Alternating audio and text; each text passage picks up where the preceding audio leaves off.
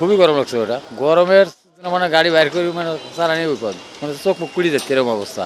সমস্যা তো হচ্ছে, গাড়ি চালাতে সমস্যা হচ্ছে না, তারপর কি করবো, উপায় নাই, চালাতেই হবে। বাচ্চা কাচ্চারা তো সমস্যা তো আরো বেশি হবে, বা আরো যারা বয়স্ক, আমার থেকেও যারা বয়স্ক তারা আরো বেশি হবে। গরম তো অমাপা গরম হবে। কি করবো, পেটে খিদি এখন না বাড়া উপায় আছে, বাড়াতেই হবে। রাজশাহীতে অনেক গরম, মানে সবার জন্য বাইরে বাড়ানোর জন্য কষ্ট হয়ে যাচ্ছে।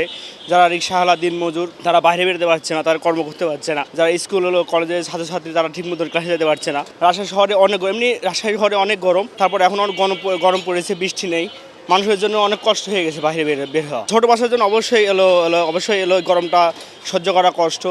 ছোটো বাচ্চারা বাইরে বেরোতে পারছে না, স্কুল করতে পারছে না। তারপরে যারা বয়স্ক মানুষ তারা বাড়িতেও ঠিক মতন হলো থাকতে পারছে না, কারণ বাড়ির মধ্যে অনেক হলো গরম।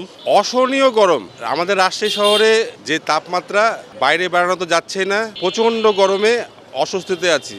বিভিন্ন রোগ, বিভিন্ন অসুখ, ডায়রিয়া, বিভিন্ন ধরনের অসুখে আমরা ভুগছি। ছোট বাচ্চাদের তো অসহনীয় ব্যাপার, তারা তো ঠিকমতো চলতে পারছে না, বাইরেও বাড়াতে পারছে না, স্বাভাবিক কাজকর্ম করতে পারছে না।